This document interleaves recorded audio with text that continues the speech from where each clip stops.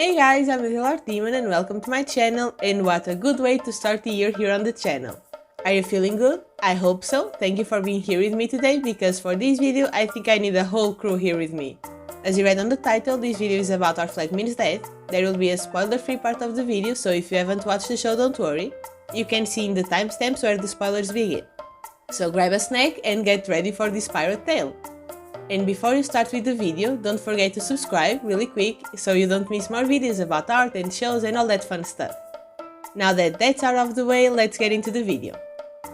Our Flag Means Death is a show that was suggested to me by a friend, same friend that had been suggesting Good Omens for years now, and I finally watched it. I knew nothing, only that it was about gay pirates and that the show wasn't too long. And I told her a couple of days before Christmas that I would start watching it in 2023. I would watch at least one episode and then cut to me watching the full show in 2 days basically. As you can see, I eat shows. Same thing happened with Good Omens. I watched the whole thing in 4 days and then cried a river because it was over. This time I won't be crying for a week, but I did cry a few times during the show. And I'll say, without spoilers, that the show made me laugh a lot too. I didn't know it was a comedy when I started watching. I thought it was going to be some dark, edgy pirate story or something like that. But it was a sweet comedy show that had me laughing out loud in the first few minutes already. The story is very deep and it touches on some very emotional themes, and it will, amongst all the craziness, hit your feelings. The characters are lovable, even the ones I didn't really like in the beginning started to grow on me. The relationships everyone has are amazing to watch too. They develop so naturally that everything seems right. And I won't be talking about the historical accuracy because I'm not an expert, and also it doesn't really matter. It's a great pirate show, it doesn't have to be precisely accurate to be good. That's called the magic of creating a story, you can just do whatever you want.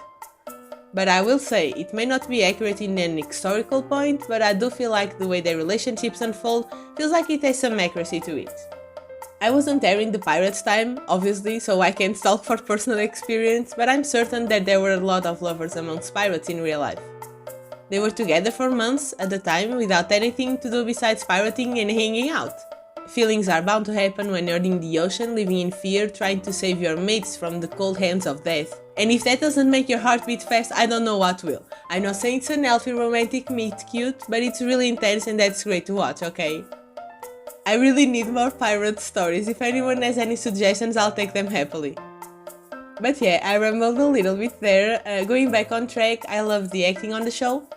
I think they did an amazing job, and the sets and outfits and makeup look amazing in both seasons. I think that's all you need to know to go in the show blindly, so if that's what you wish to do, then go watch it and have fun. But if you'd like to hear a short synopsis first, still spoiler free, just an introduction to the story, then stay for just another minute. Let me tell you what you'll be getting into. The show portrays a crew of pirates in the ship Revenge, whose captain is Stede Bonnet. He's a gentleman that, without any experience, decided to become a pirate. He hired a crew and bought a ship and went into the ocean trying to approach the art of piracy with a gentle, crazy touch. But what he didn't know is that the ocean is full of even crazier people. But not crazy kind, but crazy in the way that they will skin you alive and feed it to the sharks afterwards. And so he's in this new adventure in the 7 seas, trying to survive and not get into trouble with the wrong people. But little does he know that the Blackbeard himself is coming after him. And that's the synopsis. Does it sound interesting? Did I lure you in the show with like a siren song? Well, I hope that if you find this interesting, you can go and watch it. I truly loved it. It goes on my great shows corner of the brain. And now I'll start with the spoilers, so if you don't want to keep watching, just don't forget to leave a like and return after you watch the full show. Hope you have an amazing day then, and hope to see you in more videos. Did everyone that didn't want spoilers leave? Great, okay, let's get started then. First of all, why is everyone so insanely crazy in this show? And why are they so adorable too? I just want to hug everyone and take them to therapy, I swear. I love the characters of the show, but I did have a few that were my favorites sometimes. It's not a big difference between my favorites and the characters I just like. They are all loved very equally. It's mostly that in some episodes one of them would stand out to me, and in the other episode they would develop a different character. It's all very balanced, and I don't know why I'm getting too deep into explaining that. It's not like they are my kids and I'm telling them I don't have favorites. Anyway, I love Stede, of course I do. He's basically Pirate Aziraphale. What's not to like about an adorable idiot that loves reading? And he's kind and also scared of everything, but he's still following his dream for adventure. He's a great character, a great person, and a great captain. Our other captain, the one and only Blackbeard, is also in my heart. In the ending of Season 1 and beginning of Season 2, he was in need of an intervention. He was in the middle of a violent mental breakdown and needed to be tied down, wrapped in a soft blanket and fed soup until he cried everything out of his system. But I do really like the fact that he was tired of being a pirate. That's not what I expected when I started watching the show. And I have to say, when he wants to, he can be very sweet. Then we have the iconic Jim, love them from the start, and the new haircut in Season 2, they look so nice, I love it. I just love the way that Jim was like, you know me as Jim with the fake beard, now I'm Jim without the fake beard, got it? It's just great, I love Jim, I really do. They're really just a badass pirate, I love it. Oluwande is also very sweet, he's kind to everyone and has a big loving heart. He was one of my first favorite characters. And I can't forget about Lucius, always speaking the truth and being an artist. He's sassy and I love that for him, I love it. But I won't be talking about every single member of the crew because otherwise this video would be 3 hours long and that's not possible. But yeah, all the characters are great and I love the fact that in the end everyone was happy and surrounded by loved ones.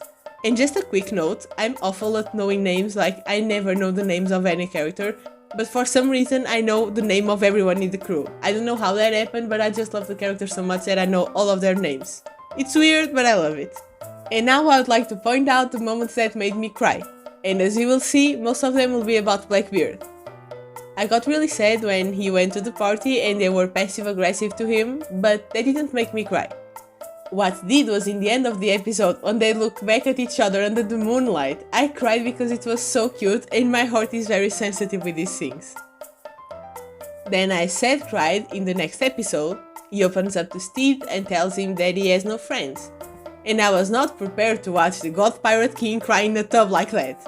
My heart can't handle those things. I wanted to hug him, he deserved a hug. And then we have the scene where he saves Steve, sacrificing everything he has basically. From that point on, I just cried for a few episodes in a row.